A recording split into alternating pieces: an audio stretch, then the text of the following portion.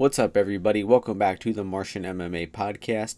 I am your host, and my name is John, and this week we are back with episode 72, where we will be analyzing and predicting the UFC 241 pay-per-view going down this Saturday night, headlined by the rematch between Daniel Cormier and Stipe Miocic for the UFC Heavyweight Championship. This is a 12-fight card that starts off at 6:30 p.m. Eastern Time on Fight Pass and ESPN+. Then at 8 p.m. it transitions over to ESPN, the television channel. And then at 10 p.m. it goes back to ESPN+ for the pay-per-view portion of the card. So 3 fights on Fight Pass and ESPN, 4 fights on ESPN, the TV channel, and then 5 main card fights on pay-per-view. It is a great fight card top to bottom. The last 3 fights in the card are just incredible matchups. I'll probably talk about each one of those fights for 5-10 minutes or something like that. I'll try to keep it brief, but it's going to be hard to consolidate my thoughts because they're just so complex matchups between superstars of the sport, and I really can't wait to break them down. But starting things off with the first fight of the evening in the women's flyweight division, we have Sabina Mazo, who is 6-1, taking on Shayna Dobson, who is 3-2. The opening betting line for this one was Mazo -190, Dobson +150, and right now we are seeing a pick'em fight at -110 on both sides, so much more action coming in on Dobson's way, and I believe that is the rightful side in this one. The opening betting line was way too high for Sabina Mazo, and I think where it's at now is very accurate. I think that Shayna Dobson has a good matchup in this one because I believe her pressure and her boxing will present some problems for Sabina Mazo. Mazo had some good head kick knockouts on the regional circuit before she got into the UFC, but she took on Marion Miraz in her UFC debut back in March, and she lost that fight pretty convincingly. She showed that she can be taken down, she can be held down on her back, and that was by Marion Miraz, a woman who's not known for her grappling at all. And in that fight, Mazo also struggled with the striking in the clinch of Miraz. She wasn't effective with her striking while moving backwards. She had trouble breaking out of the clinch. It was really a dominant performance from Miraz as an underdog in that one, and it really proved that there was a lot of hype behind Mazo that was unjustified coming off of those quick head kick knockouts. So getting over to Shayna Dobson, she is a fighter with some good pressure, good boxing. Not the best technique. She kind of wings punches a little bit. Doesn't have the best defense, but she's good when she moves forward.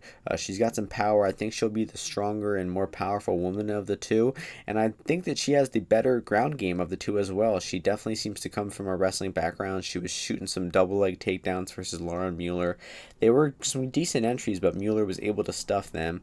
She lost round 1 of that fight versus Mueller, and then came back and won round 2 on volume and won round 3 on damage. She had Mueller hurt to the body at the end of that fight. She threw some straight right hands to the body and had Mueller really covering up her midsection and looking like she was waiting for that final bell. So I really thought that Shayna Dobson won her last fight against Lauren Mueller and didn't get the rightful scorecard in that one. So I think that there's a little more upside to Dobson. I think her aggression and her boxing, her forward pressure will present some problems for Mazo. I think that Dobson also has that ability to mix in the level change and put Mazo on her back, where it is probably her biggest weakness. We could see Mazo come in here with her UFC debut under her belt. She's going to look a lot better, sit down on her shots, get back to her good kicking game. She's got some decent boxing when she's moving forward, but I really just don't see Mazo making those improvements. Although Dobson is coming off of a bit of a long layoff, I think that she will come in here and she will pressure Mazo, have her on the back foot the entire time. She'll be out voluming her, and she will mix in the level change to get a 29-28 decision in this one. I would like to get some plus money on Shayna Dobson because it is a low-level MMA fight, or women's MMA fight.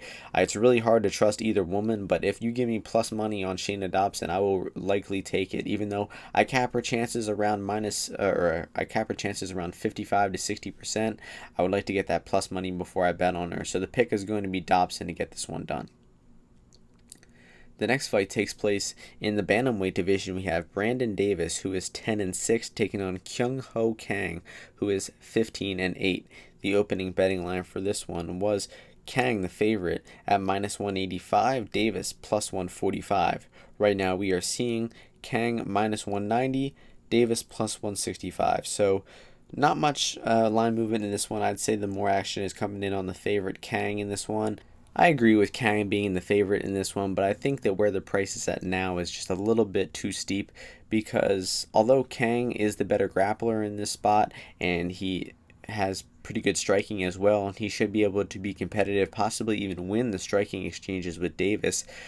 I think that Brandon Davis is actually the fighter making more improvements fight to fight of the two. Kang has actually struggled with his activity over the past few years with his mandatory Korean military service and hasn't really got as much experience as Brandon Davis has. Brandon Davis has actually been really active fighting a lot of good fighters, and he's learning fight to fight. He's dropping down in weight class. He had a successful bantamweight debut versus Randy Costa. It was taking on a young aggressive guy coming in there to try to take his head off in round one. Got hit a little bit, was competitive in the striking exchanges with Costa, but eventually was able to withstand the early onslaught from Costa, get him tired, and then Costa kind of quit in that one. He gave up his back and just got choked out with a rear naked choke with no hooks in. So it was a good performance from Davis, but he showed that his defense is not that good. He uses that tall man's defense because he does have some pretty good size for the bantamweight division.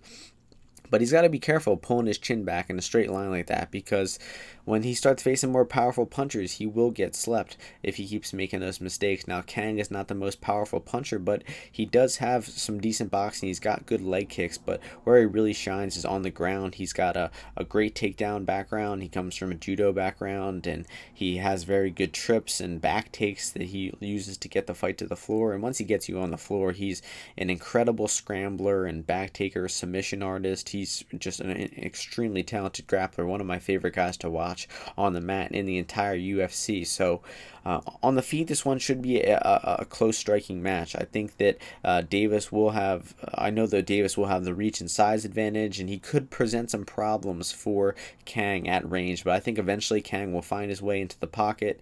He will use his leg kicks to be chopping down Davis's legs. He will use his boxing to get into range, and then he will try to look in to get a level change, whether it's a back take or a takedown of some sort. He will look to utilize his superior ground game to Davis and make this his easiest path to victory. So wherever the fight goes, I think that Kang should be in comfortable position.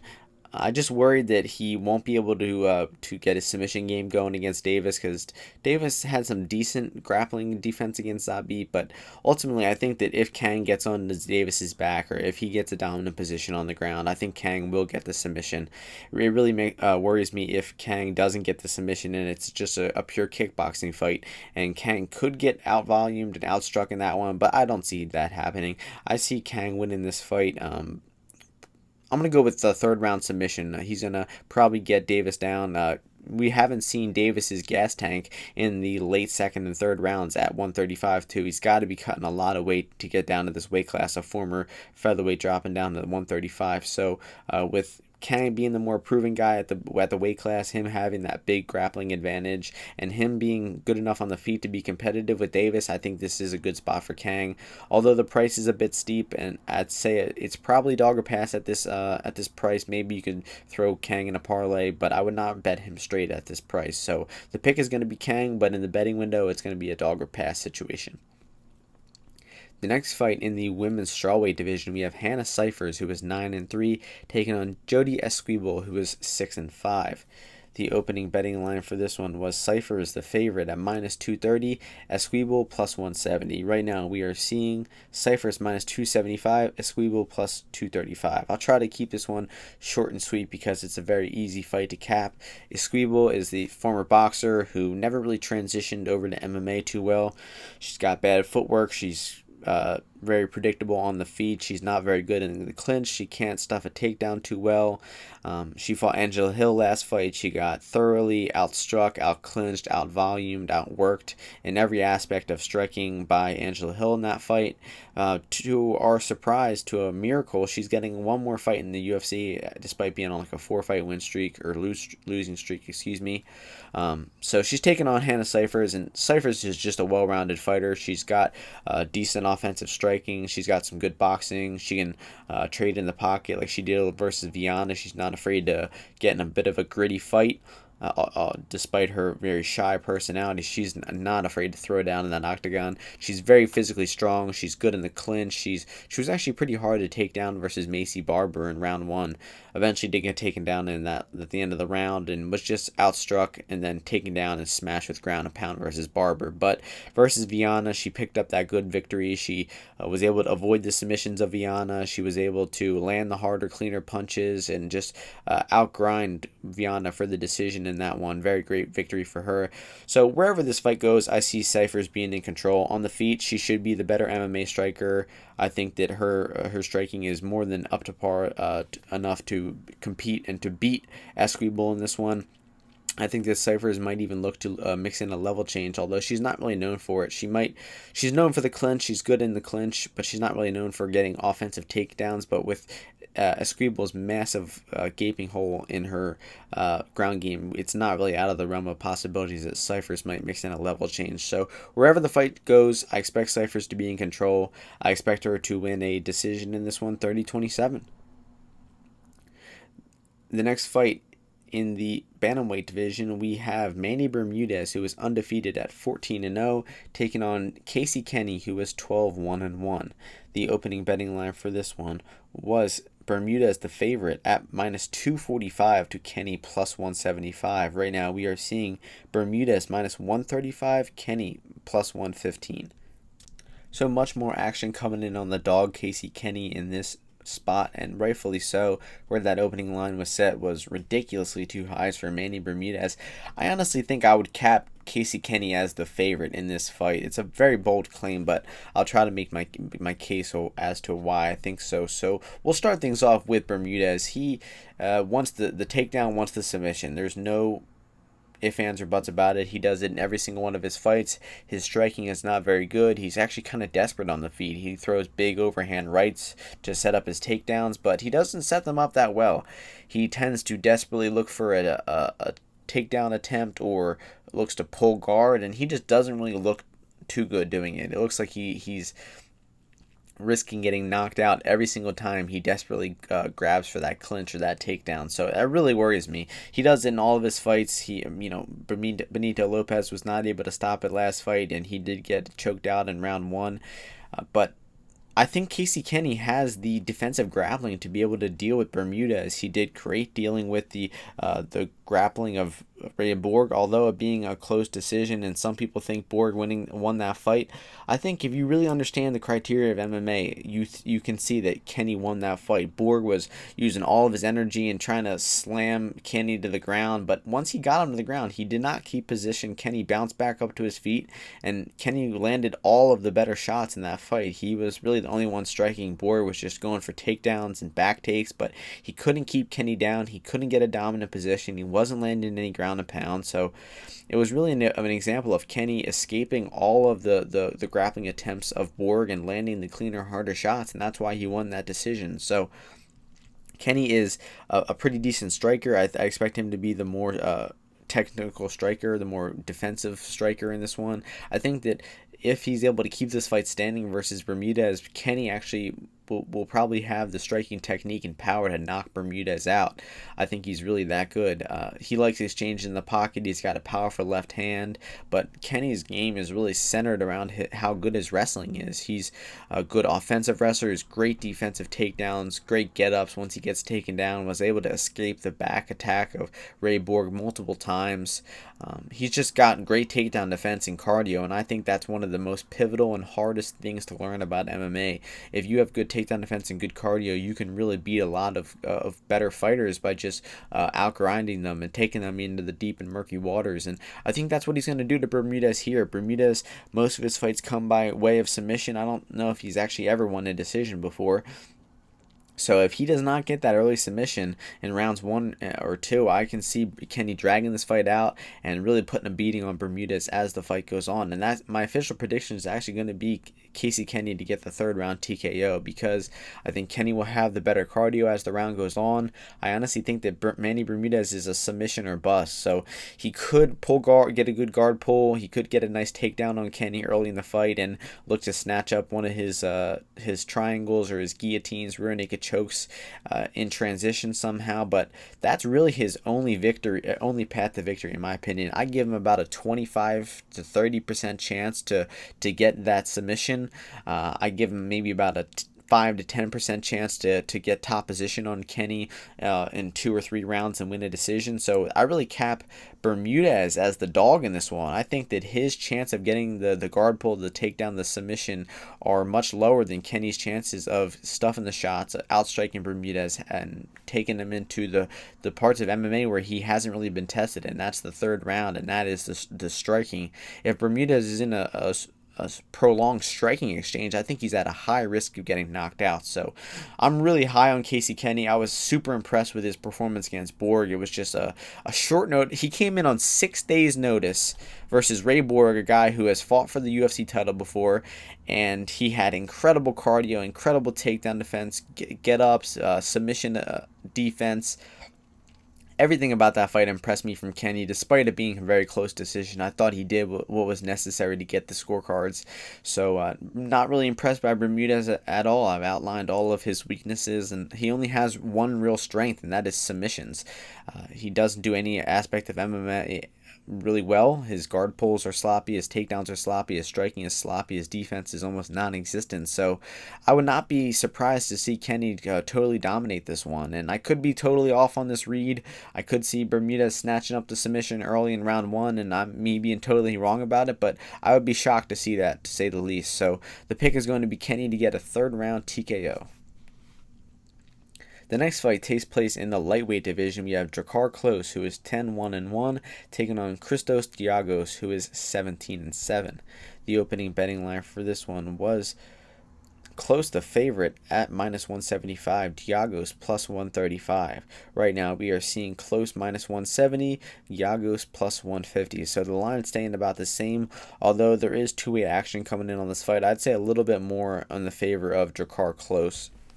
At one point, he was over 2-1, but now you're seeing some more action come back on Giagos' way, and rightfully so. I think Klose should be the favorite in this fight, but right now is the absolute maximum where I would cap him at is -170. I think his real chances to win this fight are around -130, -150.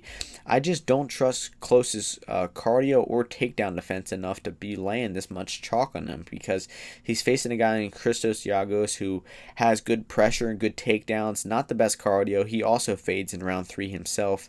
I don't know if Giagos has ever really won a round 3. Actually, I think he won round 3 versus Damir Hadzovic in his last fight.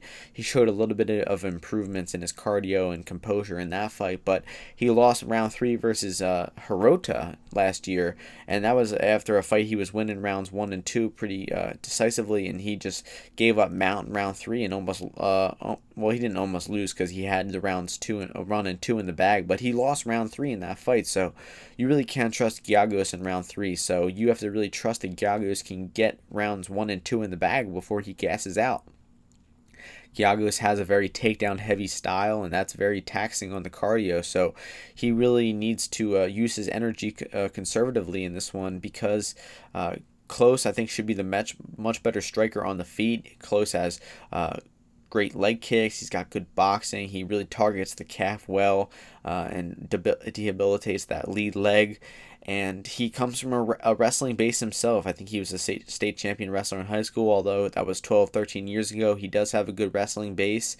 But he was taken down versus Bobby Green. He was taken down with a body lock outside trip takedown, which is a takedown that Giagos likes getting a lot. He landed it on Hadzovic, he landed it on Hirota, and I expect him to land it on, or look to land it on Klose again, and he probably will get it, because Bobby Green, he does have a decent wrestling base as well, but he's not the highest level wrestler, and if Bobby Green can get Klose down, I am kind of MMA mathing, and I think that Giagos will get Klose down too. I think Klose will be able to get up, and Giagos won't really dominate him on the ground, won't get a dominant position for a long period of time. But those takedowns are going to be a lot to overcome, because Giagos is going to be chasing the takedowns early. He's going to be pressuring Klose in the first 2 rounds, and Klose is going to have to sit down on some power strikes to get Giagos off him, or else is at a high chance for losing the first 2 rounds of this fight. So I think that Klose does have the get-ups and the wrestling defense to keep Giagos off him for long periods of time. It just really comes down to if he can land the cleaner, harder strikes on the feet to make those rounds, to make that time count and to win rounds. So it's going to be a super close fight between these two, no pun intended. But I think that Giagos will get close down and will probably win round 1. But Giagos is going to set a pace that he can't keep up. And in rounds 2 and 3, Klose will start to stuff the shots. He will start to land the better, cleaner strikes on the feet. And he will start to outstrike Giagos to win rounds 2 and 3 of this fight. So the pick is going to be close by decision. But where the betting line is at now, I think the value is on Giagos. I think anywhere around plus 150, 160, 170, there's value on Giagos. So if Klose drops below minus 150, I'd say the betting value is on him. But where the line is at now, I would say that the line value is on Christos Giagos. So the pick is going to be close by decision. The next fight takes place in the bantamweight division. We have Rafael Assuncao, who is 27-6, taking on Corey Sandhagen, who is 11-1. The opening betting line for this one was Sandhagen, the favorite, at minus 145, Assuncao plus 105. Right now, we are seeing Sandhagen minus 220 to Assuncao plus 180. So more action coming in on Sandhagen's way, and he was actually about minus 160, minus 170 a few days ago, and he has got a lot of action on him in the past few days, in the past few hours, honestly. So with this big UFC card, expect some big money to be laid on a lot of different fighters, so get in your money on the prices while you like it instead of anticipating getting better prices, because if you anticipated betting Sandhagen at minus 170, minus 180, that price is long gone. But getting back to the matchup in this one, it's actually a pretty tough fight for Sandhagen. Despite him being the younger, more up-and-coming fighter, I think that there is a path to victory for Assuncao on this one, and that is going to be with the takedowns, because on the feet, I think that at this point in their careers, Sandhagen is going to be the much more effective striker. He's going to have some size and reach over Assuncao. He's going to have a huge speed advantage over Assuncao, and I think that's going to be the biggest factor, is the speed, because Sandhagen is just so much younger, and I think the speed is going to be too much for Assuncao to handle. Now, Assuncao's path to victory in this fight is going to be with the takedowns.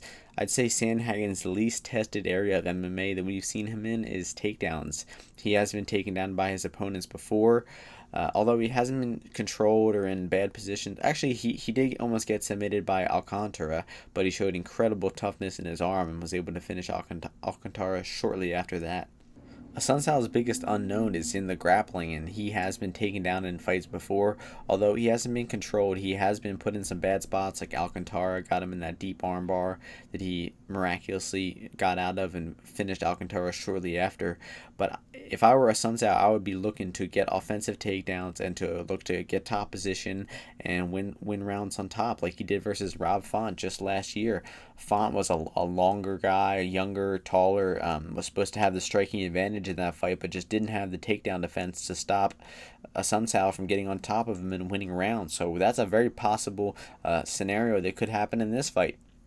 But I just think that Sandhagen is really just getting into his prime. He's making huge improvements fight to fight. That fight against Lineker his last opponent, I really thought that he just dominated Lineker in that fight. A lot of people thought that Lineker was landing the more cleaner, powerful shots. I didn't think he was landing clean at all. Every time you throw those big telegraphed hooks, Sandhagen would be sliding out of the way, and it would be bouncing off his elbows or his forearms. And I didn't think Sandhagen really got caught clean that entire fight until about the last 30 seconds when the Lineker got a big flurry in, and the ending position with the guillotine almost happened. But I still gave Sandhagen that round. He was clearly outstriking Lineker for the first 4.5 minutes of the round, and really the entire fight. He just had masterful distance control and defense and was barely getting hit at all by Lineker's big, huge, powerful punches. So on the feet, I expect Sandhagen to have a big advantage, to be 2 steps ahead of Assuncao. Assuncao does have great boxing, great fundamentals, and he could surprise us and still be with it at the age of 37. But I think that it's Sandhagen's time. I think that he comes in here and outstrikes Assuncao. I think that he's able to avoid the takedown by using his footwork and using his jab to just not let Assuncao get close. But if Assuncao gets in on the legs of Sandhagen, I think that he will get Sandhagen down, and it will get very interesting if Assuncao is able to get the takedown in this fight. But like I said just now, I think that Sandhagen's footwork and his jab and his straight punches, his leg kicks will be his takedown defense in this fight. I just don't think Assuncao is going to be able to get in on his hips. Maybe he'll blast the double leg and get Sandhagen down, but I don't see it happening. I see Sandhagen getting the victory in this one. I could even see a TKO for Sandhagen at some point, but I'm going to go with Sandhagen to win a 29-28 decision.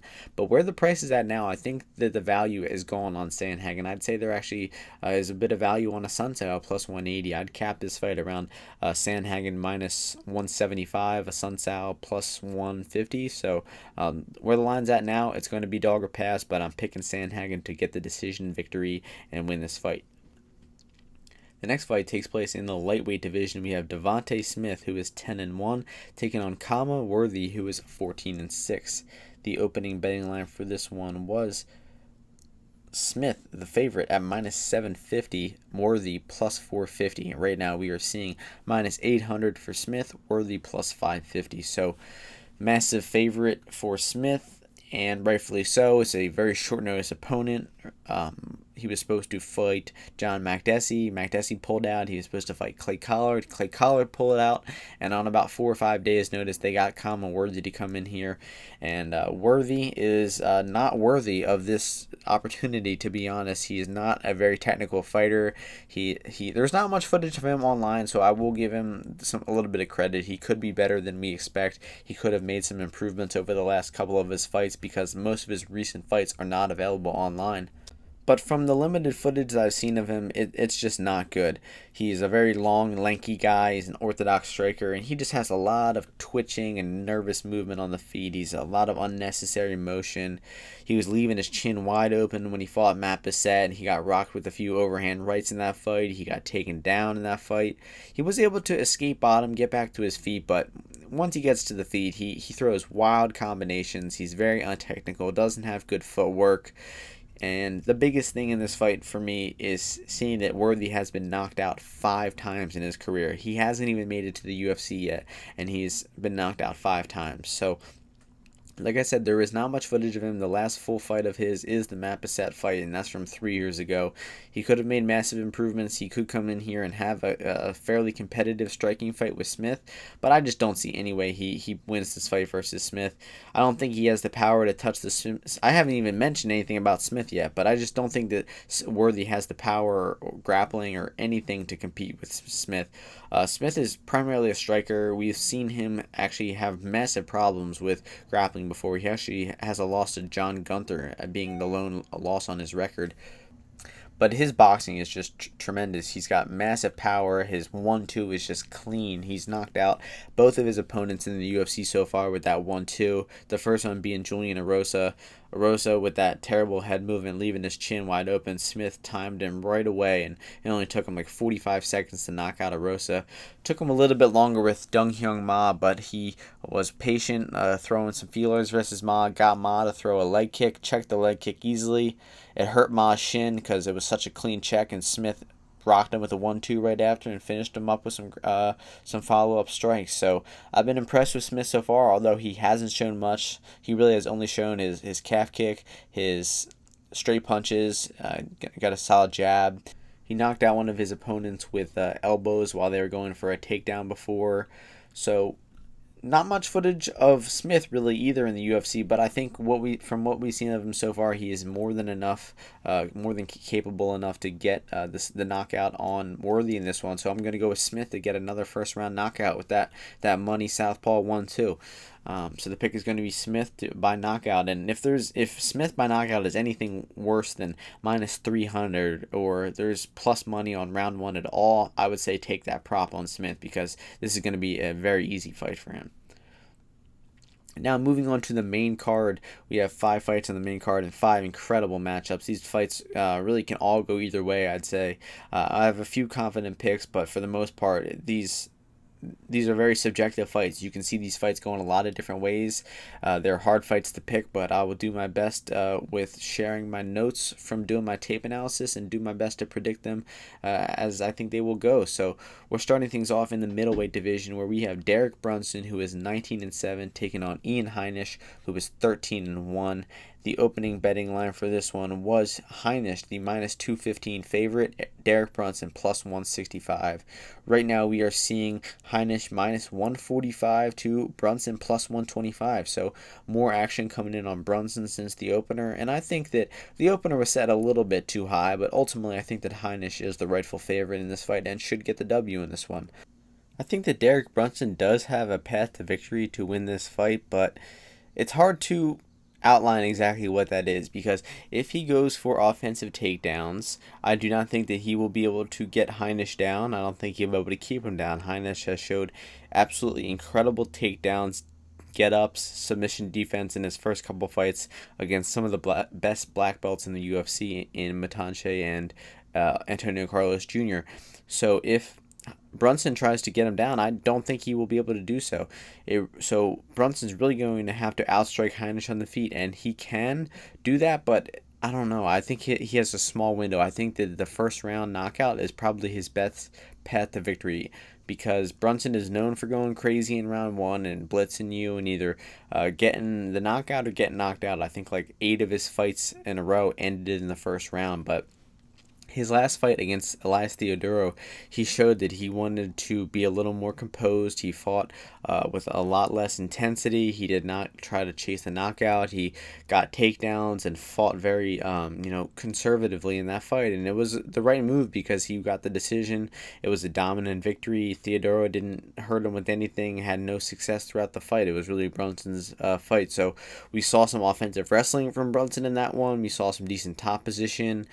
We showed some good composure, good cardio. So there was a lot to like about that performance from Brunson. But when it comes down to it, I think that Heinisch is just too young, too hungry, too strong, athletically fit for Brunson to beat him at this point. And it sounds like kind of a ridiculous argument, but if you watch Heinisch's first couple fights, he was in bad spots. He was in bottom against world-class jiu-jitsu black belts, and he escaped, and he stuffed takedowns, and he reversed positions, and he just had insane cardio. Even on short notice, he had great cardio against Cesar Ferreira in his debut. So I've just been so impressed with Heinisch. He pushes a high pace. He has some pretty decent striking, not the most technical striking, and that's why I'm not 100% confident in Heinisch, because even if he's able to stuff Brunson's takedowns on the feet, I think Heinisch should be the more active and the more effective striker of the two. But it's not like he has incredible counter-punching skills like Robert Whitaker or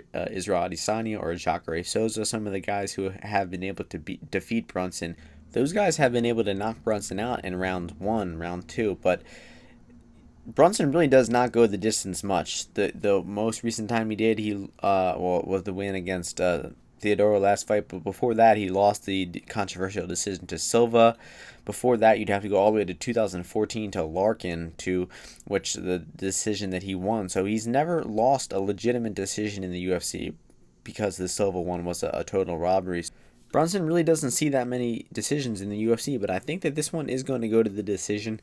The most likely chance of a finish, I would say, would be Brunson getting the knockout on round 1. I'd say that's about a 20% chance.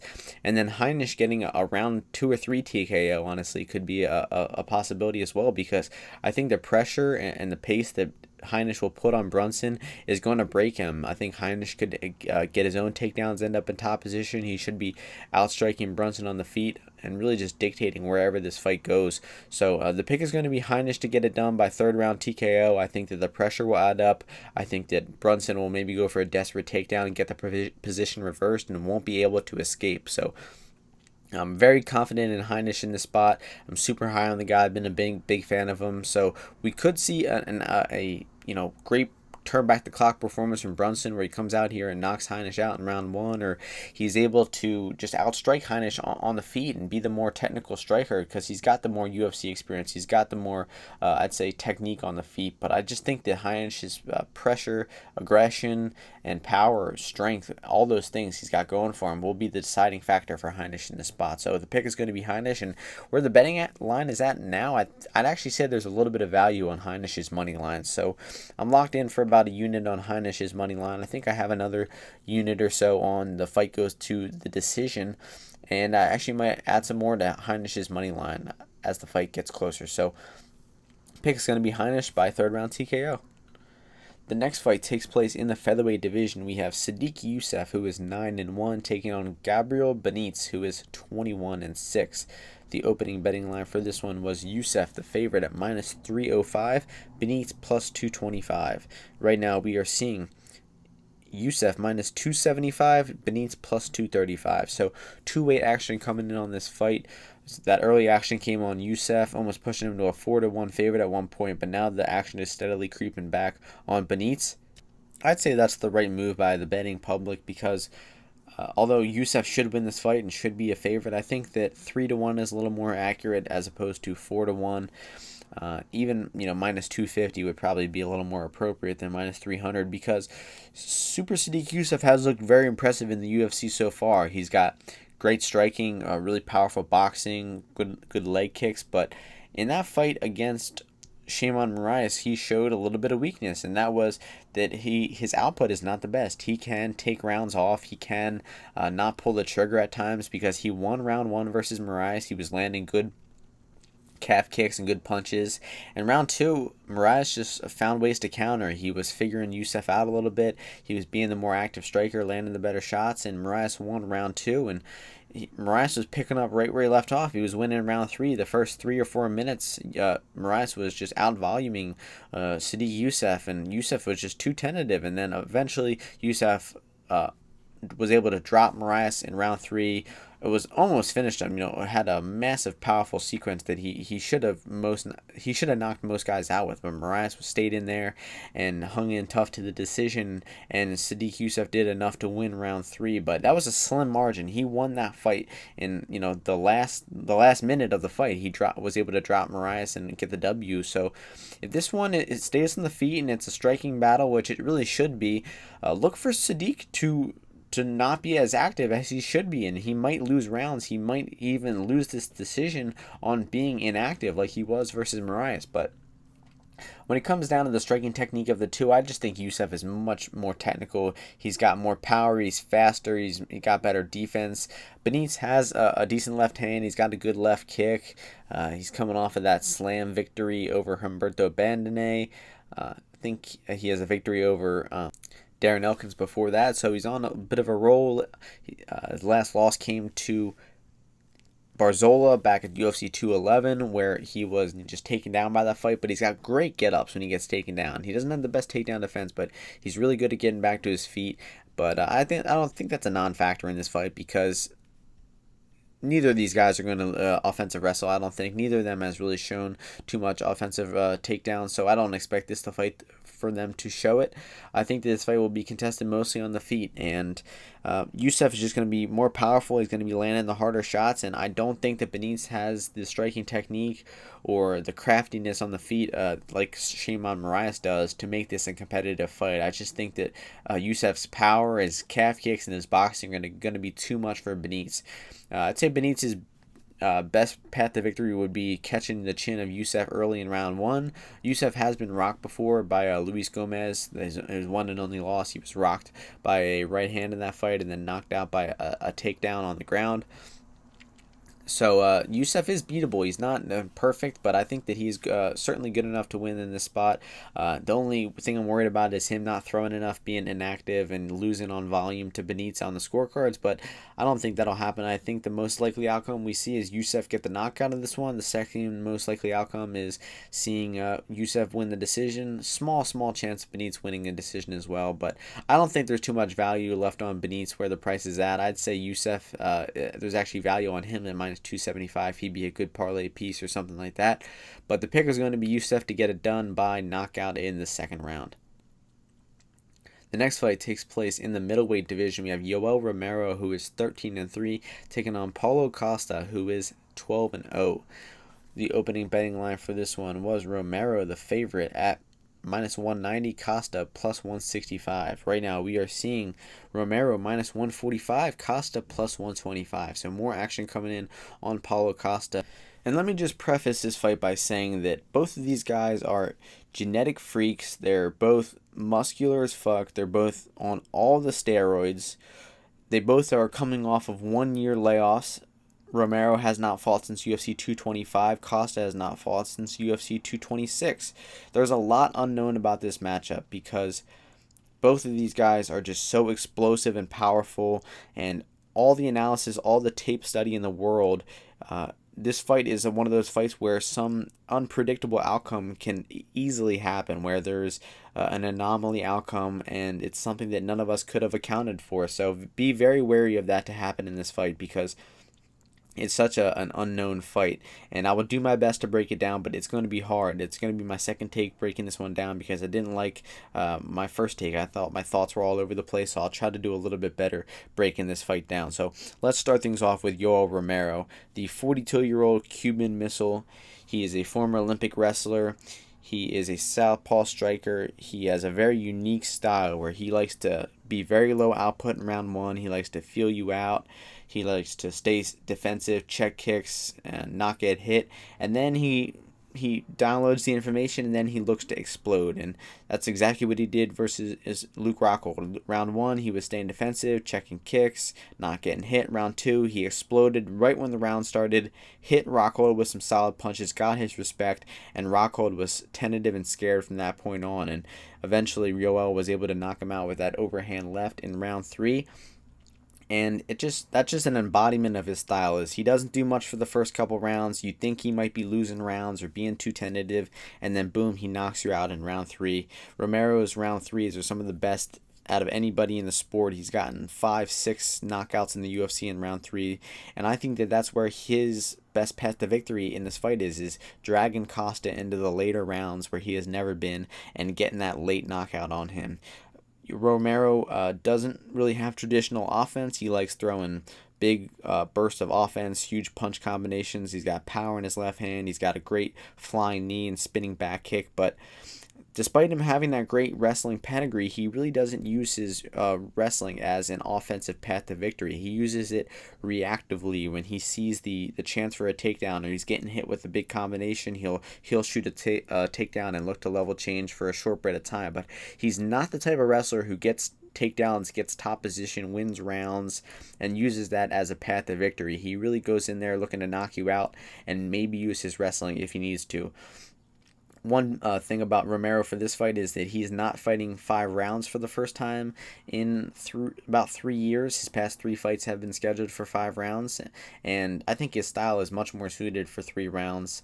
I don't know if anybody has beat him in a 3-round fight in the UFC. Maybe Jacare Souza, that controversial decision, but it's going to be tough to beat Romero in a 3-round fight. But he's 42 years of old. 42 years of age, We constantly joke about Romero not aging and him getting better, and he's getting physically stronger and all this crazy shit as he gets older, but that's bound to drop off at some point. It's human nature that he will decline at some point, and this might be the fight. Coming off that year layoff, coming off of that $28 million lawsuit that he got from the supplement company, it might be Romero's time where he drops off. And the perfect guy to pick up in his place is Paulo Costa, because he is a very similar fighter. He's a steroid powerhouse looking to come in here and knock you out. A little more different style than Romero, where he comes at you in round one, blitzes you, looks to throw power punches from that orthodox stance. He digs to the body. He's got decent leg kicks. He's got good body kicks, good pressure, movement, cutting off the cage. He'll really trap you against the cage and look to unleash combinations and knock you out.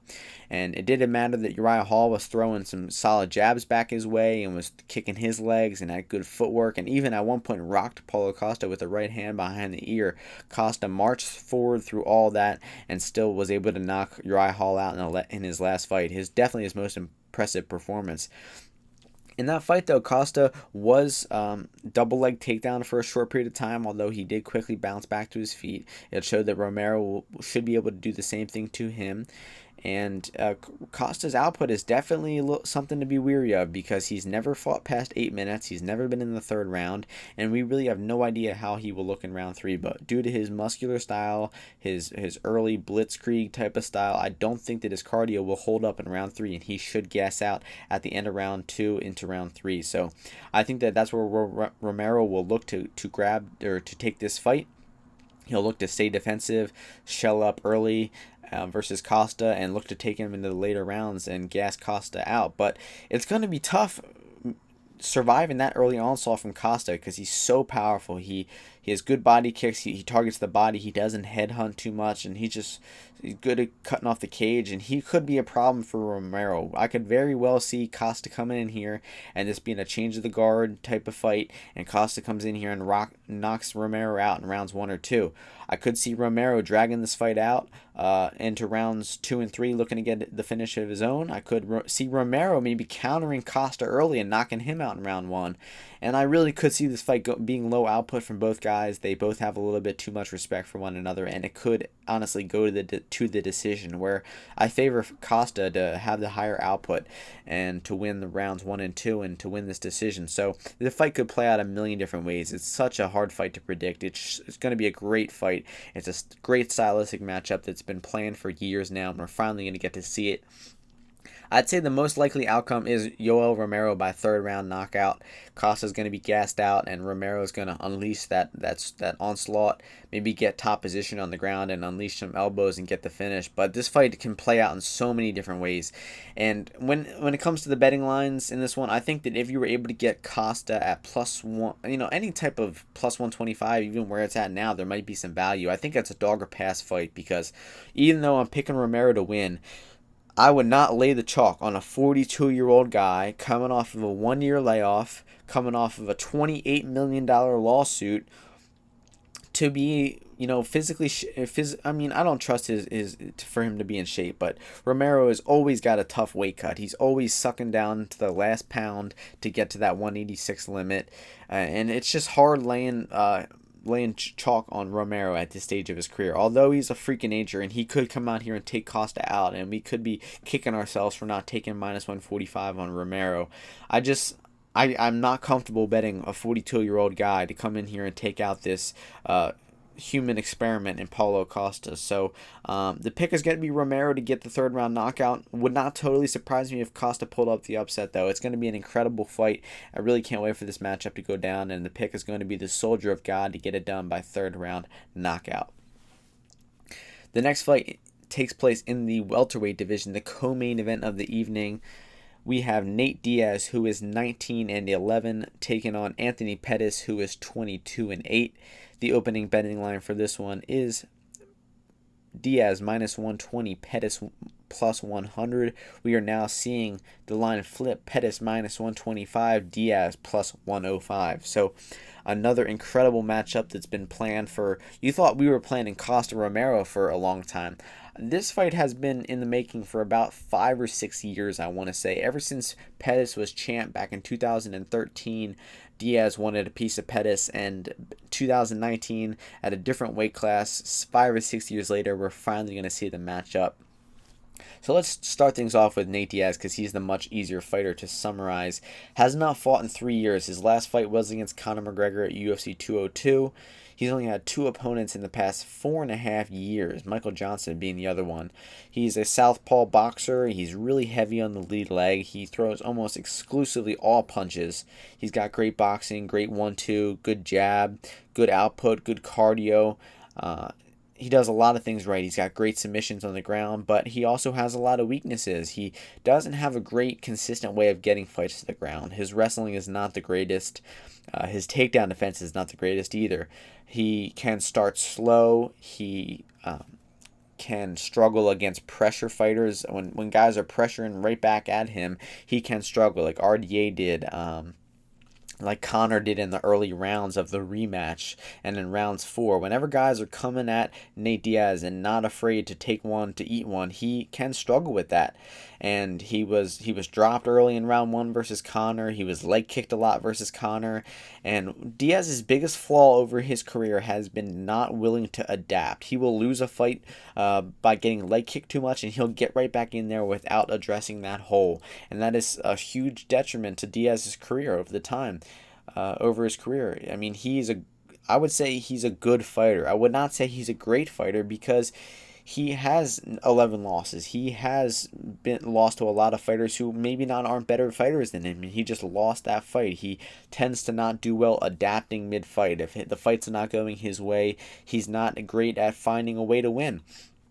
And that being said, I love the guy. He's a great fighter. Or I just contradicted myself. He's a good fighter. He's got great jiu-jitsu, great boxing. He's got a great attitude. He talks shit in the cage. He's a crazy personality outside the cage, and I'm very thankful that Nate Diaz is back. But this is a tough matchup for him because he's taken on Anthony Pettis, who has been fighting very, very actively since Nate Diaz has not fought. So since Diaz fought last, Anthony Pettis has fought the 145-pound champion, Max Holloway.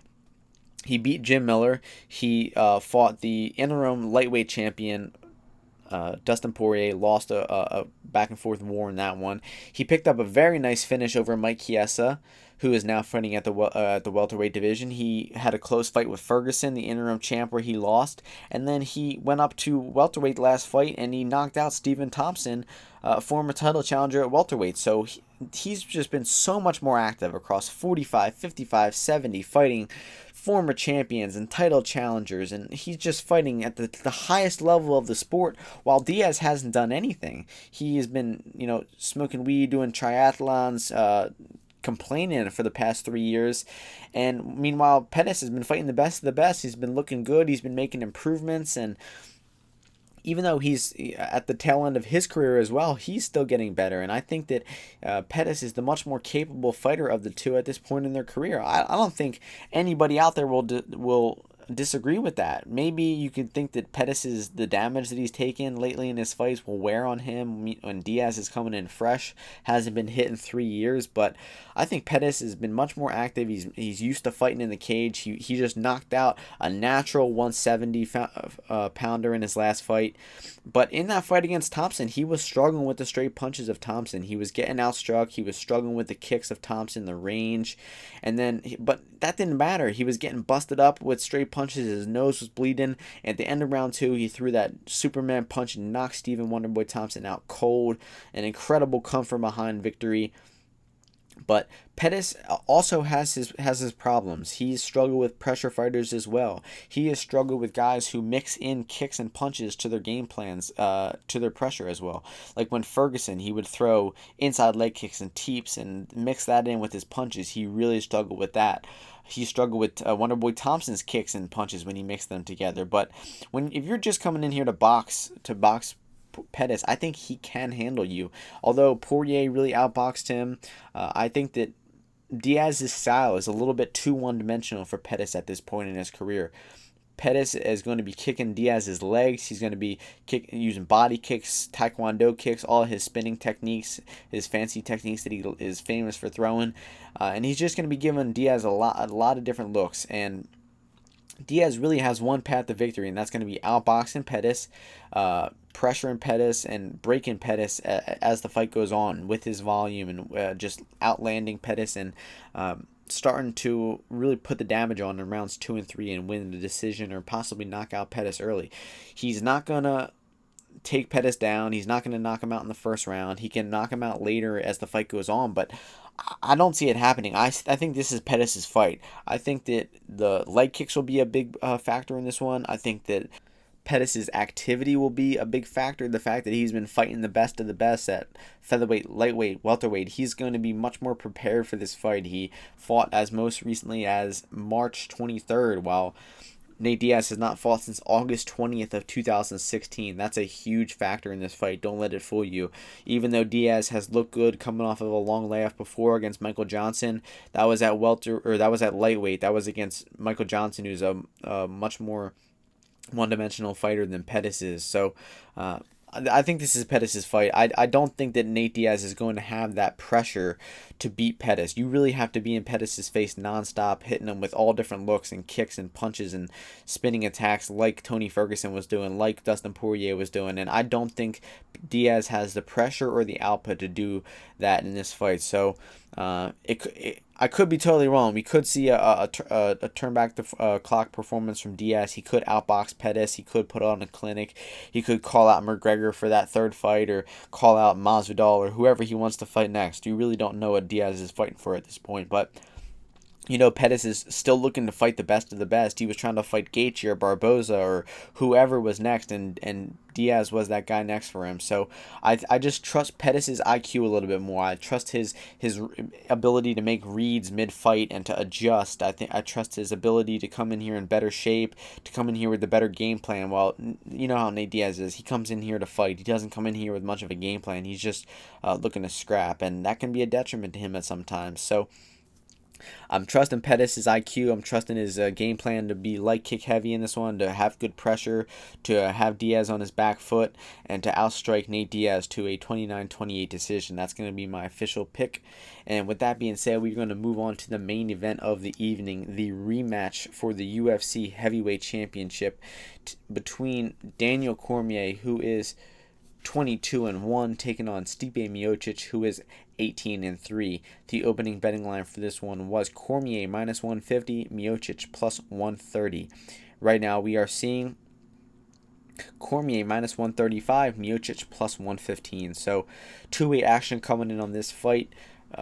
The first fight between these two, Cormier opened up as a +140 underdog, and he actually got as high around +240 at some times in that fight, but it closed around the same price. But now you were seeing the line flip with Cormier winning the last fight. Now he's the rightful favorite in this one, and it's a very tough fight to pick because I believe the last fight was a bit of an anomaly between the two. No one was picking DC to win by the first round knockout. It was a kind of an unlikely scenario, but it might end up happening again in this one, despite it being an anomaly. Miocic getting that chin tested, getting knocked out like that, he could have too much of a mental barrier to overcome in this one. And maybe DC is just the better fighter. Maybe this outcome wasn't an anomaly, and we will see it happen again. But I think this fight will play out a little bit differently. I think that the two of them just went head on at each other last fight. They were just trading punches from the jump. They were being aggressive in the clinch, going for takedowns. At one point, Stipe muscled a quick takedown, but DC hopped back up to his feet. DC was landing good jabs. He was looking to mix in the clinch, looking to land punches on the break, which eventually was the punch that knocked out Stipe. There were some controversial eye pokes in this one. You can argue about what those meant to the fight. I didn't think they were too much of a factor. DC did eye poke Stipe, but Stipe he quickly recovered and said, "I'm ready to fight." Stipe even landed an eye poke on DC at one point, so I think that eye poke narrative is way overplayed in how the first fight went. You heard DC say, Stipe drops his hands when he comes out of the pocket. We game planned for that. Stipe did that, and DC capitalized on it, and he knocked him out. That was planned. It was drilled, it was rehearsed, and he executed it. So I don't think the eye pokes had much to do with it. It was a tendency the DC and his team noticed on tape, and they were able to exploit it, drill it, and win the fight with that technique. So it was not a lucky outcome by any means. I just think that they went a little too they came out going a little too fast last time. I don't think they'll do that this time. I think they're both going to have respect for one another. I think especially Miocic, because he felt the heavy hands of Cormier getting knocked out last fight. And I think that they're going to be a little more feeling out in the first round of this one. They're going to be trading jabs. I don't think we'll see them going head on as much as they were, because they really came out aggressive, both of them. They were trading, they were landing high amounts of strikes, and that's why we saw the knockout early. So When it comes down to who will make the better improvements, though, I think that Stipe is the more likely to make improvements. DC is 40 years old. He is the fighter that he is. I don't think that he's making many more improvements. I don't think he's adding much to his game. I don't think he's fixing too many holes in his game. The biggest hole in DC's game is his defensive boxing. He is a nightmare on the feet when it comes to defense. He flinches and twitches and grabs and leaves himself open and leans like crazy. It's actually pretty remarkable that DC has gotten to the point in his career that he has with how bad his boxing defense is. A lot of DC fans don't want to hear this, and I consider myself a fan of the guy. I've got a t-shirt of him. I bet on him last fight versus Stipe. I was super happy to see him win the title, but the dude has a major defense issue. And you can see it in the first round of that fight versus Stipe. He's flinching and over exaggerating his movements and grasping for the clinch and leaving his chin open. And if Stipe has studied those flinches and those twitches and is ready to come in here and counter punch DC and to make his punches count and try to test that chin and knock DC out, that's his best path to victory. I think that Stipe's chance to win this fight is by first or second round knockout. And as the fight goes later, I think that DC's cardio, DC's pace, his style, those wrestling heavy, that clinch heavy style is just going to be a nightmare for Stipe. We saw Stipe gas out pretty hard in the Ngannou fight. We have not seen DC go the full 5 rounds lately, but at this point, I think that DC will still have the better cardio. Despite him being up there in age, despite him moving up in weight class, I still trust his cardio and his style as the fight goes later. So I think the DC will be looking to clinch, looking to get takedowns, and look to maybe land that same punch he did on Stipe as the first fight if Stipe hasn't fixed that hole in his game. I think that Stipe will be looking to counterpunch DC and maybe touch that chin of that sloppy defense as well. So it's a really tough fight to pick because Cormier is getting up there in age. He has had back problems before, and I think both of these guys kind of got one foot out the door. Stipe has always been a full-time fireman. But I read that he was working a 24-hour fireman shift 3 weeks ago. He's 3 weeks away from his rematch, his last chance to get his belt back at heavyweight. And if he loses this fight by knockout, it might be the end of his career. That's 3 knockouts. He took a ton of damage in the fight that he lost that he didn't get knocked out in versus Junior Dos Santos. The loser of this fight, it could very well be their last fight. So seeing Miocic work in 24-hour shifts at the firehouse a few weeks ago is worrisome. Seeing DC work in the commentating for the UFC and him coaching wrestling, and he's got a lot of other things going for him as well. So there's a lot unknown about this fight. It's a tough fight to predict because they've already fought before. They had a little bit of an unlikely outcome happen in their first fight, and now it's hard to theorize how this fight will go the second time. But the way I see it is Stipe's chin is not getting any better. I think that he took a massive amount of damage from that knockout last fight, and I think it's likely that his chin is going to be deteriorating from here on out. So I think the DC will land another hard punch that will probably knock Stipe out at some point in the early rounds. If it gets into rounds 3, 4, and 5, I think the DC's pace, his takedowns, his clinch style will wear on Stipe, and he will probably get a finish in rounds 3, 4, or 5 if it goes that long. I really don't see this one going to the decision. I would be delighted to see it go to the decision because these two are very high level MMA fighters. I would like to see them battle it out over 25 minutes and see a very even back and forth fight, but I don't see it happening. I think they're both too flawed defensively. They both have power in their hands. They both have great boxing, and I think that one of them is liable to get knocked out again. And I'm going to go with Daniel Cormier to get the second round knockout in this one. I don't think it'll be a punch on the feet this time. I think DC gets top position on the ground and pounds Stipe out for the TKO victory in this one. Tough fight to pick. Stipe could come in here motivated to get his belt back and ready to exploit the holes of DC. He could have fixed the holes in his clinch game as well and be ready to come back in here and knock DC out, get the belt. Or DC could come back in here and prove that rematch was not that first fight was not an anomaly, and he could put on another impressive performance versus Stipe, maybe earning him that John Jones trilogy fight. It's going to be a great fight between two of the greatest heavyweights of all time. I'm picking my man Daniel Cormier to win the fight, And that's going to be all for the Martian MMA podcast this week. It's haven't locked in too many bets yet. I'm on Heinisch's money line. I'm on that fight going the distance as well. Probably end up on Pettis' money line. Probably end up on Cormier's money line.